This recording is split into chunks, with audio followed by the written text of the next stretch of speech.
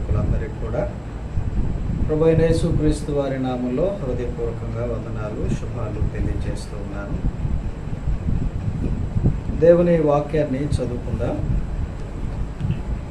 మనము ఇంతకుముందు ఆలోచన చేస్తూ వస్తున్నటువంటి లేఖన భాగం రోమీలకు రాసినటువంటి పత్రిక 13వ అధ్యాయం 11వ వచనాన్ని మనము చదువుకుందాం. రోమపత్రిక 13వ అధ్యాయము 11వ వచనం. మరియు మీరు కాలము నెరిగి నిద్ర మేలుకొను వేళ అయినదని తెలుసుకుని అలాగు చేయుడి. మనము విశ్వాసులమైనప్పటికంటే ఇప్పుడు రక్షణ మనకు మరి సమీపముగా ఉన్నది. చిన్న మాట ప్రార్థన. దయగల తండ్రి, పరిశుద్ధుడ, వందనాలు. చదువుబడిన లేఖనాన్ని ఎత్తిపట్టి మాతో తేటగా బాహాటంగా మీరే మాట్లాడండి. వినే చెవులు, గ్రహించే మనసు, అనుసరించే మనసాక్షిని పిల్లలమైన మాకు దయచేయమని సర్వశక్తిమంతుడైన యేసయ్య పరిశుద్ధ నామంలో స్తుతులు చెల్లించి ప్రార్థించి వేడుచున్నాము తండ్రి, ఆమేన్. ప్రియమైన దేవుని ప్రజలారా, దైవ జనాంగమా, మనము ఈ రోమా పత్రికలో నుంచి 13 అధ్యాయము 11వ వచనంలో ఒక 4 విషయాలు మనము జ్ఞాపకం చేసుకుంటూ వచ్చాం. ఈ అంత్యకాలంలో, కడవరి కాలంలో ప్రభువైన యేసుక్రీస్తు వారి యొక్క రాకడ కొరకు మనము ఏ విధంగా సిద్ధపడాలి, ఆయన రాకడకు సంబంధించినటువంటి గుర్తులను మనము తెలుసుకుంటూ ఆయన రాకడ కొరకు మనం ఎలాగో సిద్ధపడాలి అనేటువంటి విషయాలను గమనిస్తూ వచ్చాం. అందుకొరకు ఈ వచనంలో ఒకటి, కాలమును ఎరగాలి. మనము సిద్ధపడడానికి సిద్ధపాటు కలిగి ఉండడంలో కాలమును ఎరిగిన వారిగా. రెండవది, సమయాన్ని తెలుసుకున్నటువంటి వారిగా ఉండాలని. కాలమును ఎరిగి నిద్ర మేల్కొను వేళ అయినదని తెలుసుకొని అన్నాడు. ఒకటి, కాలమును ఎరుగుట. ఆ విషయాలు ఆలోచన చేసాం మనం. అలాగే నిద్ర మేల్కొను వేళ అయినది అనగా సమయమును తెలుసుకోవాలి అనే విషయాలు కూడా మనం ఇంతకుముందు ఆలోచన చేశాం. ఇక 3వ మాటగా ఇందులో అలాగు చేయుడి అన్నాడు. అంటే కాలాన్ని ఎరిగి సమయాన్ని తెలుసుకొని అలాగు చేయండి అని. 4వ మాట, ఎందుకు అలాగూ చేయాలి అంటే, మనము విశ్వాసులము అయినప్పటికంటే ఇప్పుడు రక్షణ మనకు మరీ సమీపంగా ఉంది అని. అయితే మనం 3వ మాటగా ఈ రాత్రి ఆలోచన చేద్దాం. ఏమిటి అంటే అది అలాగు చేయుడి అని. అంటే మనము అర్థం చేసుకోవడానికి, ఒకటి కాలమును ఎరిగి, 2 సమయాన్ని తెలుసుకొని, 3 అలాగు చేయుడి అని. అలాగు చేయుడి అని అంటే అర్థం ఏంటి? అలాగు చేయుడి అనగా అంతకుముందు ఏదో ఒక సందేశం, ఏదో ఒక సంగతి, సందర్భం ఉంది. ఆ ముందుగా ప్రస్తావించబడినటువంటి విషయాన్ని ఇప్పుడు జ్ఞాపకం చేస్తున్నాడు. మీకు ఇంతకుముందు చెప్పామే అలాగు చేయండి అని. పోయినసారి చెప్పాను చూసారా, అలాగు చేయండి అని అంటాం కదా.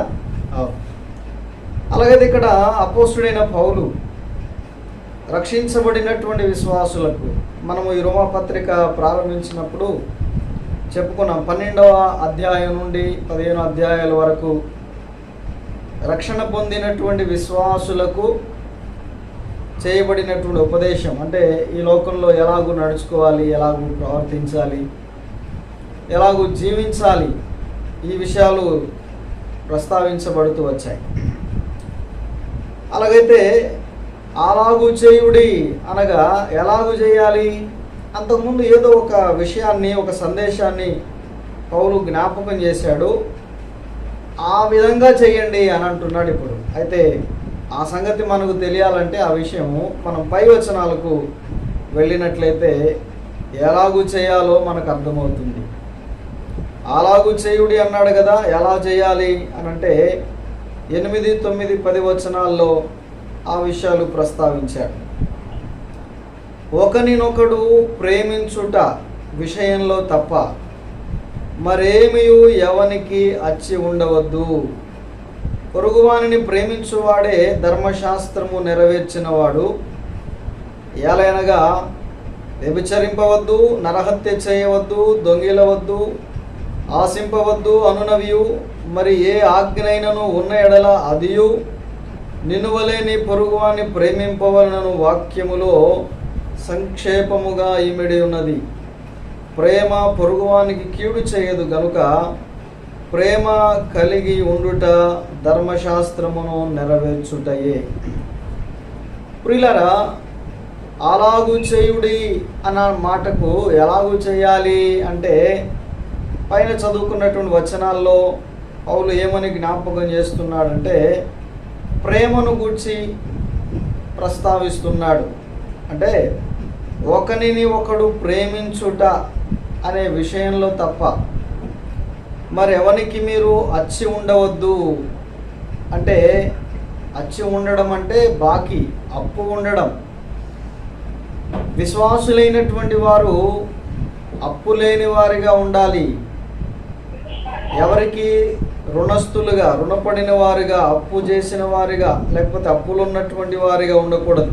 ఒక మాట ఇలాగ చెప్పనివ్వండి, విశ్వాసులు చనిపోయేలోపు అప్పు లేని వారిగా చనిపోవాలట. ఒక భక్తుడిలాగా చెప్పాడు, విశ్వాసి అప్పు లేకుండా చావాలి, లేకపోతే ప్రభు ఒకవేళ వస్తే అప్పు లేకుండా ఎత్తబడాలి.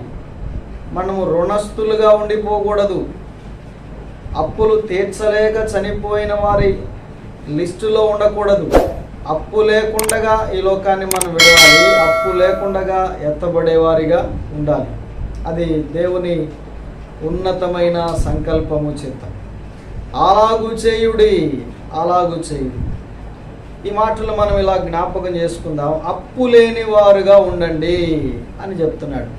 విశ్వాసులైనటువంటి వారు అప్పు లేని వారుగా ఉండండి. అయితే అప్పు లేకుండా ఉండడంలో మనము ఎన్నటికీ అచ్చి లేకుండా, రుణస్థులుగా లేకుండా ఉండడంలో మనం గమనిస్తే ఒక్క ప్రేమ విషయంలో తప్ప అన్నాడు. ప్రేమ విషయంలో తప్ప. ఇక్కడ 2 మాటలు మనం గమనించవచ్చు. ఈ లోక సంబంధంగా, భౌతికంగా దేని విషయంలోనూ మనం అప్పు ఉన్నవారిగా ఉండకూడదు. అయితే ప్రేమించుట అనే విషయంలో అది ఎప్పటికీ కూడా తీరని రుణమే. అందులో ఖచ్చితంగా మనము ఆ బాకీని తీర్చుకోలేం. అది ఇతరుల పట్లైనా దేవుని పట్లైనా ఆ ప్రేమ రుణాన్ని ఎప్పటికీ కూడా తీర్చుకోలేము. అందుకొరకే పౌలు అంటున్నాడు, ప్రేమించుట, ఒకరినొకడు ప్రేమించుట అనే విషయంలో తప్ప. ఈరోజు నీ పట్ల నేను ప్రేమను కనబరిచాను, ఇంకా రేపు ప్రేమించకపోయినా పర్వాలేదు అనడానికి లేదు. జీవిత కాలము ప్రేమను కనబరుస్తూనే ఉండాలి. అందుకని ఇది తీరని రుణం ప్రేమ అనేటువంటిది. సరే, నేను ఇక్కడ కొన్ని మాటలు మీకు జ్ఞాపకం చేయాలనుకుంటున్నాను. అలాగూ చేయుడి అంటే ఎలాగూ చేయాలంటే ఈ వచనాలన్నిటిని మనం ఆధారం చేసుకుంటే ఒక మాట మనకు అర్థమవుతుంది కదా. ప్రేమించువాడే, పొరుగువానిని ప్రేమించువాడే ధర్మశాస్త్రము నెరవేర్చువాడు. 10వ వచనంలో ప్రేమ కలిగి ఉండుట ధర్మశాస్త్రమును నెరవేర్చుటే అని. కాబట్టి ప్రేమ అనే నియమాన్ని నెరవేర్చండి అంటున్నాడు. అలాగూ చేయుడి, అలాగూ చేయుడి అంటే ప్రతి విశ్వాసి కూడా ప్రేమ నియమము, దేవుడు ప్రేమ అనే ఒక నియమాన్ని పెట్టాడు. అదేమిటంటే, నేను మిమ్ములను ప్రేమించిన ప్రకారము మీరు కూడా ఒకరినొకడు ప్రేమించుడి అనేటువంటి నియమం. కాబట్టి ఈ నియమము ఎంతకాలము అంటే సదాకాలం, మనం ఈ లోకాన్ని విడిచేంత వరకు కూడా, అలాగే ప్రభుతో కూడా ఉన్న ఈ ప్రేమ నియమాన్ని మనము నెరవేర్చేవారిగా ఉండాలి. అలాగూ చేయుడి అని. ఇక్కడ మనకు 8వ వచనంలో ఒక మాట కనబడుతుంది. దాని గురించిన కొన్ని సంగతులు మీకు జ్ఞాపకం చేస్తాను. అదేమిటంటే, విశ్వాసులు ఒకరినొకడు ప్రేమించుట విషయంలో తప్ప మరేమియూ ఎవనికి అచ్చి ఉండవద్దు అన్నాడు. అంటే ఏ విషయంలో కూడా ఇంకెవరికి అప్పు ఉండొద్దు అని. అంటే విశ్వాసులు అప్పు లేని వారిగా, ఉదాహరణకు చాలామంది మనం చూస్తాం లోకంలో, అలాగే విశ్వాసుల్లో కూడా అలాంటి వ్యక్తులు కనబడతారులండి. అంటే అప్పులు చేయకుండా ఉండడం సాధ్యమేనా అంటే కొన్నిసార్లు అవసరాలను బట్టి అప్పు చేయాల్సి వస్తుంది. అవసరాలకు అప్పు చేయడంలో తప్పు లేదు, కానీ కొన్నిసార్లు ఆర్భాటాల కొరకు, హంగుల కొరకు, గొప్పల కొరకు అప్పులు చేసేవాళ్ళు ఉంటారు. వాళ్ళు చివరికి తిప్పలు పడక తప్పదు. అందుకే విశ్వాసులు అవసరాలకు తప్ప ఆర్భాటాలకు అప్పు చేయకూడదు అనే విషయాన్ని మనం గమనించాలి. సాధ్యమైనంత వరకు అసలు మన అవసరతల్లో కూడా అప్పు చేయాల్సినటువంటి పరిస్థితిని ప్రభువు రానివ్వడు. ఒకవేళ అది కలిగినా తీర్చుకోవడానికి ప్రభువు సహాయం చేస్తాడు కూడా. అందుకొరకే ఒక గొప్ప భక్తుడిలాగా చెప్పాడు, విశ్వాసి అప్పు లేకుండా చనిపోవాలి లేక ఎత్తబడాలి అనేటువంటిది.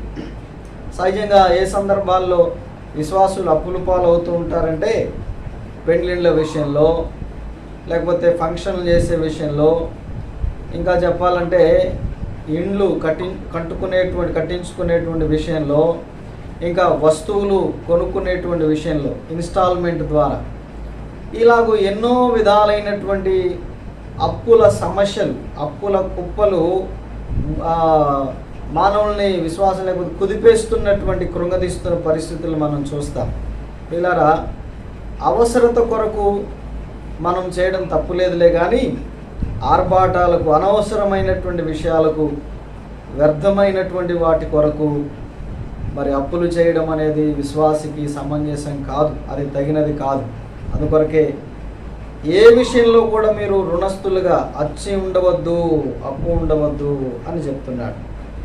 సరే, మరి విశ్వాసులు ఆ అప్పు లేకుండా, రుణస్థులుగా లేకుండా ఎలాగూ జీవించాలి అనే దానికి బైబిల్లో కొన్ని సూత్రాలు ఇవ్వబడ్డాయి. దైవజనుడైనటువంటి పౌలు గారి ద్వారా మనం పత్రికల్లో గమనిస్తూ వచ్చినప్పుడు, ఒక విశ్వాసి తన జీవితంలో ఎవరికి ఎన్నడూ రుణపడి లేకుండా, అంటే అప్పు లేకుండా ఉండేందుకు జీవించవలసినటువంటి విధానం, దాని గురించినటువంటి కొన్ని సూత్రాలు, జీవిత సూత్రాలు బైబిల్లో మనకు కనబడతాయి. మనం ఈ రాత్రి వాటిని జ్ఞాపకం చేసుకుందాం. ఫిలిప్పీలకు రాసినటువంటి పత్రిక, అపోస్తుడైన పౌలు ఫిలిప్పీలకు రాసిన పత్రిక 4వ అధ్యాయము 11-12 వచనాల్లో మనం గమనించినప్పుడు, నాకు కొదువ కలిగినందున నేను ఇలాగూ చెప్పుటలేదు, నేను ఏ స్థితిలో ఉన్నను ఆ స్థితిలో సంతృప్తి కలిగి నేర్చుకుని ఉన్నాను. దీన స్థితిలో నెరుగుదును, సంపన్న స్థితిలో నెరుగుదును. ప్రతి విషయంలోనూ అన్ని కార్యములలోనూ కడుపు నిండి ఉండుటకును, ఆకలి కొని ఉండుటకును, సమృద్ధి కలిగి ఉండుటకును, లేమిలో ఉండుటకును నేర్చుకొని ఉన్నాను అని దైవజనుడైనటువంటి పౌలు గారు ఫిలిప్పీ సంఘానికి రాస్తూ ఒక మంచి సందర్భాన్ని జ్ఞాపకం చేస్తున్నాడు. ఏమంటే, నేను ఏ స్థితిలో ఉన్నను ఆ స్థితిలో సంతృప్తి కలిగి నేర్చుకుని ఉన్నాను, నేను నేర్చుకున్నాను అంటున్నాడు. ఈ మాట విశ్వాసులకు ఒక అద్భుతమైనటువంటి సూత్రం, చాలా శ్రేష్టమైనటువంటి సూత్రం. విశ్వాసులకు బైబిల్ చెప్పేటువంటి ఒక జీవిత సూత్రం అని చెప్పుకోవచ్చు. అంటే అప్పు వారి జీవితాల్లో లేకుండా జీవించేందుకు బైబిల్ సూచిస్తున్న ఒక అద్భుతమైన జీవిత సూత్రం ఏమంటే, దైవజనుడు పౌలు చెప్పినట్లు ఇక్కడ, ఏ స్థితిలో ఉన్నానో ఆ స్థితిలో సంతృప్తి కలిగి ఉండడం నేర్చుకున్నాను అని. నిజమే ప్రియులారా, మనకు సంతృప్తి కలిగి ఉండడం అనేది మనం నేర్చుకోగలిగితే మన జీవితంలో అప్పులకు అవకాశమే ఉండదు, అప్పులు చేయడానికి అవకాశం ఉండదు. నేడు వారి జీవితాల్లో అప్పుల సమస్యల చేత చితికిపోవడానికి కారణం ఏంటంటే సంతృప్తి లేకపోవడం, ఉన్నదానితో సంతృప్తిగా జీవించలేకపోవడం, ఇంకా ఇప్పుడు వస్తున్న జీతముతో సరిపెట్టుకోకపోవడం, లేకపోతే ఉన్నటువంటి వస్తువులతో సరిపెట్టుకోకపోవడం, ఇతరులతో పోటీ పడి వాళ్ళకుంది కాబట్టి మాకు కూడా కావాలి అనేటువంటి పోటీతత్వం, సంతృప్తి లేకపోవడమే నేడు విశ్వాసులు అప్పులతో తిప్పలు పడాల్సినటువంటి పరిస్థితులు కనబడుతున్నాయి. ప్రియులారా గమనించండి, ఇక్కడ పౌలు గారు అంటాడు, నేను కడుపు నిండి ఉండడం నాకు తెలుసు, ఆకలితో ఉండడం నాకు తెలుసు, ఒకప్పుడు సమృద్ధిలో ఉండడం నాకు తెలుసు, లేమిలో ఉండడం కూడా నాకు తెలుసు. అన్ని విషయాలు నేను అనుభవించాను. అయితే అన్నిటిలో కూడా, అంటే నేను కడుపు నిండి ఉన్నప్పుడు ఎలా ఉంటానో ఆకలితో ఉన్నప్పుడు కూడా అలాగే ఉంటాను, సమృద్ధిగా ఉన్నప్పుడు ఎట్లుంటానో లేమిలో ఉన్నప్పుడు కూడా అట్లాగే ఉంటాను, అది నేను నేర్చుకున్నాను అంటున్నాడు.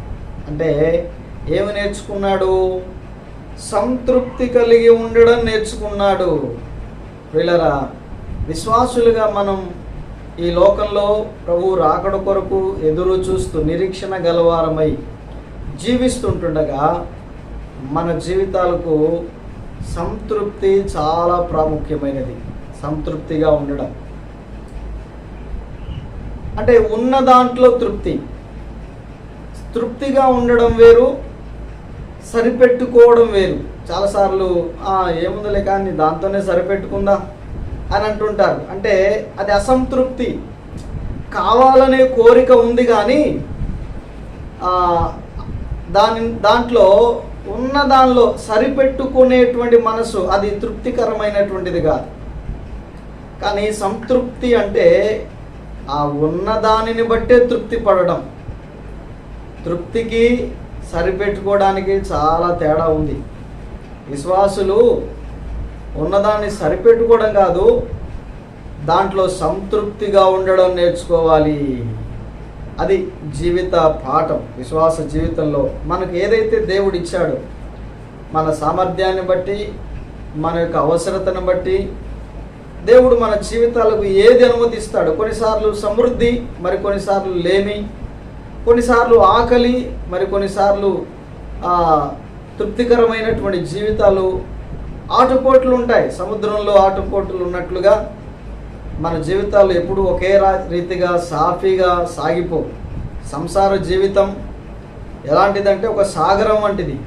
అంటే దాంట్లో సముద్రంలో ఎలాగైతే అలలు ఆటుపోట్లు వస్తుంటాయో అలాగూ కుటుంబ జీవితంలో కూడా ఆటుపోటులు అనేటువంటివి కలుగుతూనే ఉంటాయి.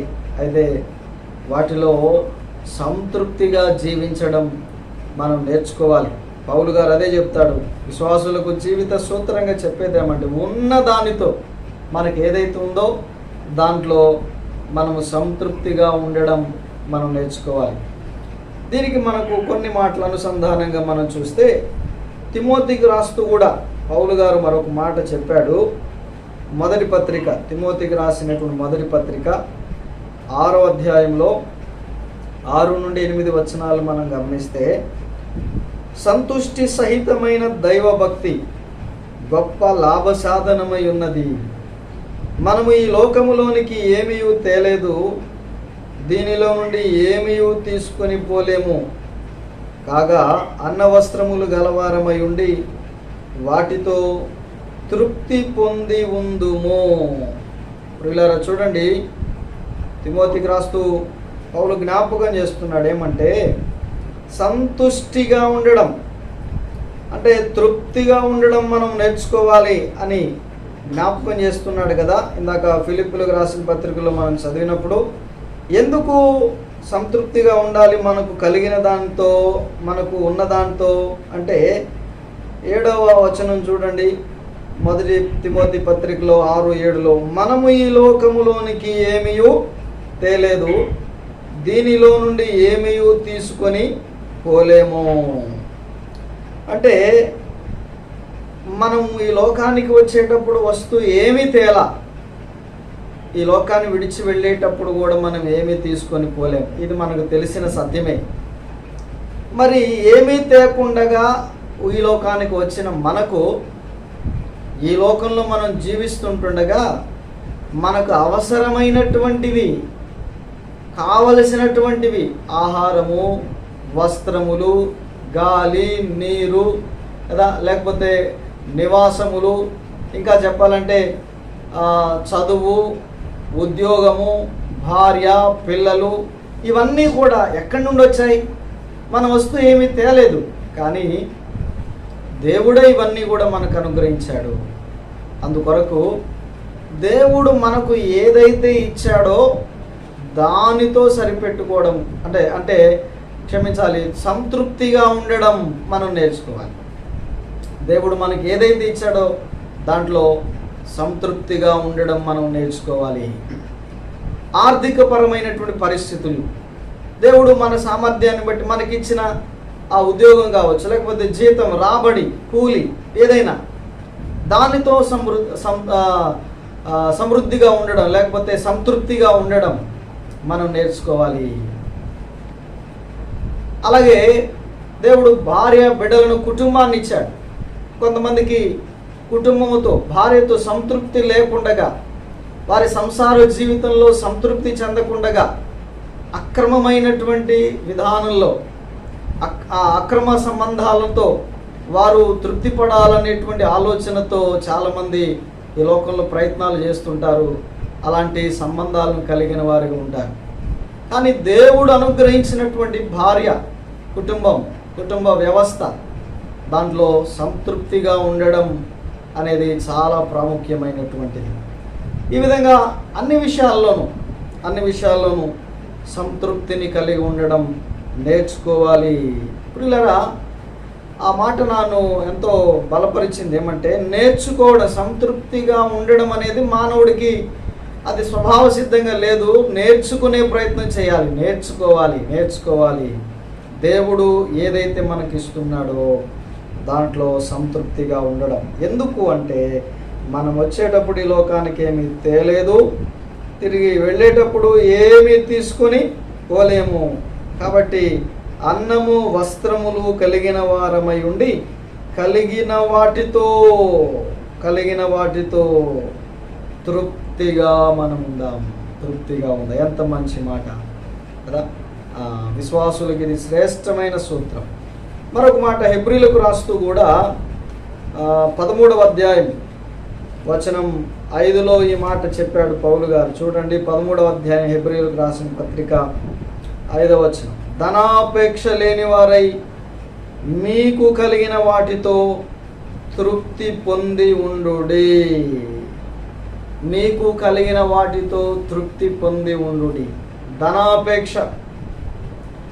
ధనాపేక్ష లేనటువంటి వారై, ధనము సంపాదించుకోవడంలో తప్పు లేదు, కానీ దాని కొరకైన అపేక్ష అది ఎంత తీవ్రమైన నష్టాన్ని కలుగజేస్తుందో పౌలు గారు జ్ఞాపకం చేశాడు తిమోతికి రాసినటువంటి పత్రికలోని 6:10లో.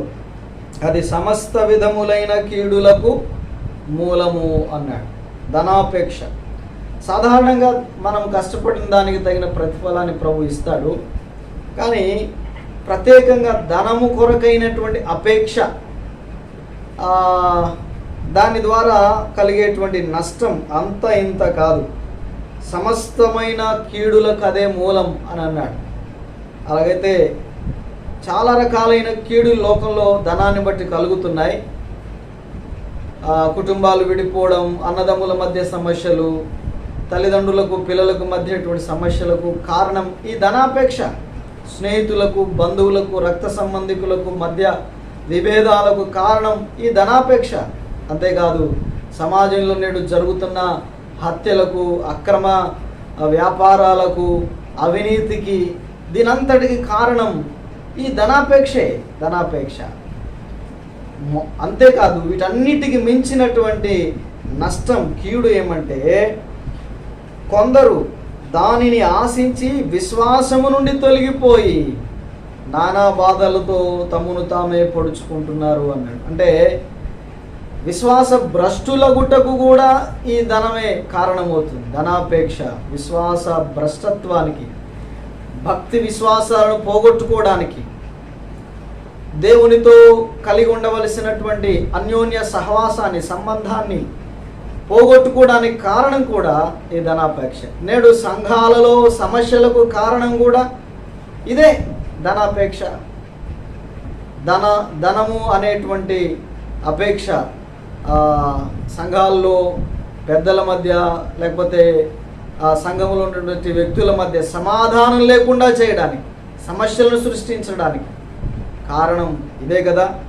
అయితే ప్రియులారా, దేవుని వాక్యం చెప్తుంది, ధనాపేక్ష లేని వారై కలిగిన వాటితో తృప్తిగా ఉండాలి. తృప్తిగా ఉండడం నేర్చుకుంటే, సంతృప్తిగా ఉండడం నేర్చుకున్నటువంటి విశ్వాసులు దేవుని నియమాన్ని నెరవేర్చిన వారై ఉంటారు. అందుకొరకే అలాగు చేయుడి, కాలము సమీపించింది, సమయం దగ్గర పడింది, ప్రభువు రాబోతున్నాడు, రక్షణ మరింత సమీపంగా ఉంది. అంటే దేహ విమోచన జరిగేటువంటి కార్యం, ప్రభువు ప్రత్యక్షమయ్యేటువంటి సమయం, సంఘము యొక్క ఎత్తబడేటువంటి సమయం చాలా సమీపంగా ఉంది. మరి ఇలాంటప్పుడు సంతృప్తి లేకుండగా మన జీవితాలు అసంతృప్తితో ప్రభువుని ఎలాగో ఎదుర్కోగలుగుతాం? అందుకొరకే తృప్తి కలిగినటువంటి జీవితాలతో ఉండాలి, అప్పు లేని వారిగా ఉండాలి ఈ లోకంలో కదా. మనం ఎవరికి రుణస్తులుగా ఉండకూడదు. అంచేత కలిగిన వాటితో సంతృప్తిగా ఉండడం మనం నేర్చుకోవాలి కడవరి దినాల్లో, అంత్య దినాల్లో. ఎందుకంటే ఆర్భాటాలకు, హంగులకు, లేకపోతే మరొక దానికో మనము రుణస్థులమైపోయి దేవుని ఎదుర్కోవడానికి సిగ్గుపడేవారిగా ఉండక మనము ప్రభువుని ఎదుర్కోవడానికి ధైర్యము గలవారమై ఉండాలి అని. కొన్నిసార్లు మనకు అవసరతలు ఉంటాయి, తప్పనిసరి అవసరతలు. ఒకవేళ కొన్నిసార్లు హాస్పిటల్కు వెళ్ళాల్సి వస్తుంది. హాస్పిటల్ ఖర్చు కొరకు, వైద్య ఖర్చుల కొరకు అప్పులు చేయాల్సి వస్తుంది. లేకపోతే ఏదో సమస్య ఎదురవుతుంది అనుకోనకుండా దానికి మనం ఆర్థికంగా కొన్నిసార్లు అప్పులు చేయాల్సి వస్తుంది. అయితే ప్రభువుని బట్టి ధైర్యంగా చెప్పే మాట ఏమంటే, అవసరతల కొరకై మనము ఒకవేళ అప్పు చేయవలసి వస్తే దానిని తీర్చుకునే సామర్థ్యాన్ని ఖచ్చితంగా ప్రభు మనకు అనుగ్రహిస్తాడు, అవకాశాన్ని ఇస్తాడు కూడా. కానీ అనవసరమైన ఆర్భాటాలకు చేసే అప్పులను తీర్చుకోవడానికి దేవుని సహకారం ఎంత మాత్రం ఉండదు అని నేను ప్రభువుని బట్టి ఖచ్చితంగా చెప్పగలను. ఎందుకంటే అలాంటి వారిని చాలామందిని నేను ఎరుగుదును. అనవసరమైన ఆర్భాటాలకు అప్పులు చేసి మరి చేసినటువంటి వ్యక్తులు ఇప్పటికీ కూడా ఆ అప్పులు తీర్చలేక తిప్పలబడుతూ ఉన్నటువంటి వారు. ప్రార్థన చేయండి, ఈ అప్పులు తీర్చబడే అప్పులు వాళ్ళు ఇబ్బంది పెడుతున్నారని. అనవసరమైన వాటికి చేసి, ప్రియులారా, దేవుడు మన అవసరాలు తీరుస్తాడు కానీ మన ఆర్భాటాలను కాదు. ఆ విషయాన్ని మనం గుర్తించాలి. అయితే మనకు అవసరాలు కలిగినప్పుడు దేవుడు వాటిని ఎలా తీరుస్తాడు అంటే, లేఖనాలు మనం గమనించినప్పుడు మత్తయి సువార్త 6వ అధ్యాయంలో, మత్తయి సువార్త 6వ అధ్యాయము వచనం 31 నుంచి 33 వచనాలు మనం చూస్తే, కాబట్టి ఏమి తిందుమో, ఏమి తాగుదుమో, ఏమి ధరించుకుందుమో అని చింతపడకుడి, అన్యజనులు వీటి విషయమై విచారింతురు, ఇవన్నీ మీకు కావలెనని మీ పరలోకపు తండ్రికి తెలియను. కాబట్టి మీరు ఆయన రాజ్యమును, నీతిని మొదట వెదకుడి, అప్పుడవన్నీ మీకు అనుగ్రహింపబడును. ప్రియులారా, మన అవసరాలు తీర్చబడే విధానాన్ని ఇక్కడ ప్రభు జ్ఞాపకం చేస్తున్నాడు. ఎలా ఆ అవసరాలు తీర్చబడతాయి? మనకు అవసరం ఉన్నది అనే సంగతి, మన అవసరతను గురించి ప్రభువుకు తెలుసు, మనకున్నటువంటి సమస్యను ప్రభువుకు తెలుసు, మన అక్కర ప్రభువుకు తెలుసు. అయితే మరి ఎలాగూ అంటే మనం వాటి విషయమై అన్యజనుల వలె చింతపడాల్సినటువంటి పని లేదు, అక్కర లేదు అని ప్రభువు జ్ఞాపకం చేస్తూ, అవన్నీ మనకు కావాలని ప్రభువుకు తెలుసు. మనకు ఏ సమస్య ఉందో అది ప్రభువుకు తెలుసు, మనకు కావలసిన అక్కర ప్రభువుకు తెలుసు, మన ఇబ్బంది ఆయనకు తెలుసు. మరి అవన్నీ తెలిసిన ఆయన మరి తీర్చే మార్గం కూడా ఆయన మనకు చూపిస్తాడు. ఇక్కడ ఒక మాట చెప్పాడు చూడండి, 33వ వచనంలో. ఈ 32లో అన్నాడు, మీ పరలోకపు తండ్రికి అవన్నీ తెలుసు కాబట్టి మీరు ఆయన రాజ్యమును నీతిని మొదట వెదకండి, అప్పుడు అవన్నీ మీకు అనుగ్రహించబడును. మీకు ఏవైతే కావలసి ఉన్నాయో, ఏవైతే అవసరతలుగా ఉన్నాయో, మీరు వాటిని కాదు వెదకాల్సింది, దేవుని నీతిని, దేవుని రాజ్యాన్ని వెదకండి. అలాగూ చేస్తే మీకు అవన్నీ అనుగ్రహించబడతాయి అని. ఈ మాట అర్థం కావడానికి ఇలాగ చెప్తాను. ఆయన నీతిని, రాజ్యమును వెదకడం అనంటే దేవునిపై మనం విశ్వాసాన్ని కలిగి, ఆయన మాట పైన విధేయత చూపించి మనము ఆయన సహాయం కొరకు కనిపెట్టుకున్నప్పుడు తప్పకుండా ఆయన మనకు కావలసినవన్నీ అనుగ్రహిస్తాడు. దేవునిపై విశ్వాసం ఉంచి విధేయత చూపించిన వాళ్లకు అవసరతలు ప్రభు తప్పకుండా తీరుస్తాడు. చూడండి ఒక మాట, ఫిలిప్పీలకు రాసినటువంటి పత్రికలో 4వ అధ్యాయం 19వ వచనంలో ఇలాగూ రాయబడింది, కాగా దేవుడు తన ఐశ్వర్యము చొప్పున క్రీస్తు యేసునందు మహిమలో మీ ప్రతి అవసరమును తీర్చును అని. విశ్వాసులుగా మనకు అవసరాలు ఉండవా, అక్కరలు ఉండవా? ఉంటాయి. అయితే మనము దేవుని మీద విశ్వాసం ఉంచి ఆయనకు విధేయత చూపించినప్పుడు, ఆయన సన్నిధిని మనం వెదకినప్పుడు, ఇదిగో ఐశ్వర్యవంతుడైన దేవుడు తన ఐశ్వర్యమును బట్టి ఏం చేస్తాడంటే మన ప్రతి అవసరాన్ని ఆయన తీరుస్తాడు, మన ప్రతి అక్కరను తీరుస్తాడు అని లేఖనం మనకు జ్ఞాపకం చేస్తూ ఉంది. కాబట్టి ప్రియులారా, అలాగూ చేయుడి అంటే ప్రేమ అనే నియమాన్ని నెరవేరుస్తూ ఈ లోకంలో మరి ఏ విషయంలో కూడా మనం అప్పు లేని వారిగా ప్రభువుని ఎదుర్కోవడానికి సిద్ధంగా ఉండాలి అనేటువంటి విషయాన్ని పౌలు మనకు జ్ఞాపకం చేస్తున్నాడు. ఆ వచనంలో ఇంకా చాలా విధాలైన తలంపులు ఉన్నాయి, చాలా రకాలైన కోణాల్లో మనం ఆలోచన చేయవచ్చు. ప్రస్తుత మన అవసరతను బట్టి ఈ తలంపులు మీకు జ్ఞాపకం చేయడానికి ప్రభు కృప చూపించాడు. ఇంకా చాలా సంగతులు ఉన్నాయి కానీ వాటన్నిటిని మనం ఇప్పుడు చెప్పుకోవడానికి సమయం లేదు. 1-2 వచనాలు జ్ఞాపకం చేసి నేను ముగిస్తాను. యోహాను సువార్త 13వ అధ్యాయంలో 34-35 వచనాల్లో ప్రభు జ్ఞాపకం చేశాడు ఏమంటే, మీరు ఒకరినొకడు ప్రేమ కలిగి ఉండండి, ప్రేమించండి అనే ఒక ఆజ్ఞను ఆయన ఇచ్చినట్లు మీరు ఒకరినొకరు ప్రేమింపవలన ఆజ్ఞ, క్రొత్త ఆజ్ఞ మీకు ఇస్తున్నాను, నేను మిమ్మల్ని ప్రేమించినట్టే మీరును ఒకరినొకడు ప్రేమించాలి. మీరు ఒకరిని ఎడలొకడు ప్రేమ కలిగిన వారైన ఎడల దీనిని బట్టి మీరు నా శిష్యులని అందరూ తెలుసుకొందురు అని. కాబట్టి ప్రభు ఆయన నమ్మిన విశ్వాసులమైన మనకు ఆయన ఒక నియమాన్ని ఉంచాడు. అదేమంటే ఒకరినొకరు ప్రేమ కలిగి ఉండండి. ఇది ఎంతకాలం అంటే 1 రోజు, 2 రోజులు, 3 రోజులతో అయిపోయేది, తీరిపోయేది కాదు. అందుకొరకే రోమపత్రికలు ప్రభు చెప్పాడు, ఒకరినొకడు ప్రేమించుట అనే విషయంలో మనం ఎప్పటికీ రుణస్థులమే, అది తీరిపోయేది కాదు. ఇక మిగతా ఏ విషయాల్లోనూ మనము రుణస్థులుగా అప్పు ఉండేవారిగా ఉండొద్దు. కాబట్టి ప్రతిదినము సహోదరుల పట్ల ప్రేమ, తోటివారి పట్ల ప్రేమను ప్రభువులే మనము కలిగి ఉండాలి, కనపరచాలి. ఎందుకంటే ఆయన మనలను శాశ్వతమైన ప్రేమతో ప్రేమించాడు. సదాకాలము ఆయన తన ప్రేమను మన పట్ల కనబరిచాడు.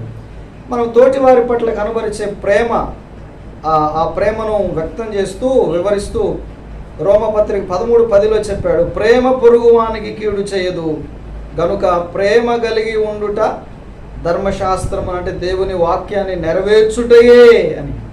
ప్రేమ పొరుగువానికి కీడు చెయ్యదు. ఇతరుల పట్ల మనము నిత్యము ప్రేమ గలవారమై ఉండాలి. ప్రేమిస్తూ ఉండాలి అని చెప్తున్నాడు. ఇతరులను ప్రేమించడం అంటే ఎట్లా?